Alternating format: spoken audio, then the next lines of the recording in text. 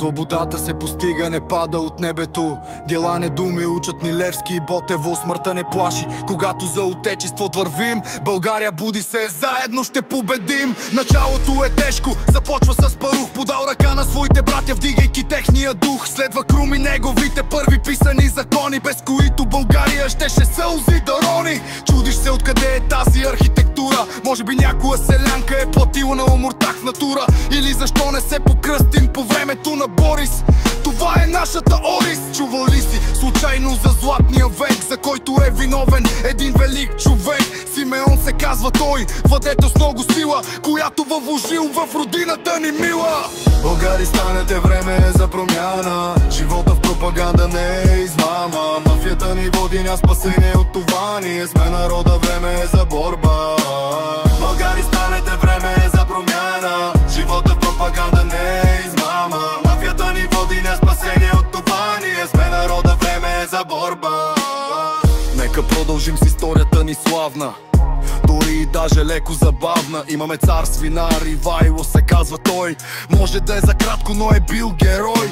Приятен и Петър е доста интересно. Не са предали България, дори да не им е било лесно. Нашия език не е много лесен, но на него пеят тази песен. Кирил и Методий, братя по неволя, създават нашия език с много воля.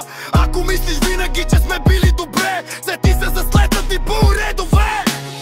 Българи, станете, време е за промяна. Живота в пропаганда не е измама. Мафията ни води, ня спасение от това. Ние сме народа, време е за борба.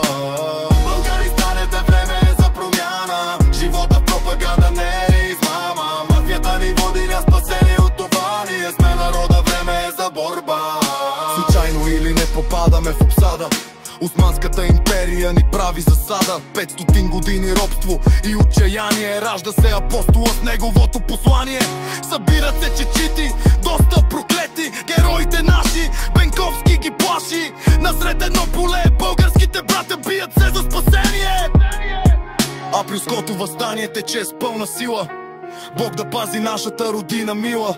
Войната е в сила, няма шега, България мила. Това са твоите деца. Дни боеве, патрони, камъни. Съби пък казахме, че българите никога не са били слаби.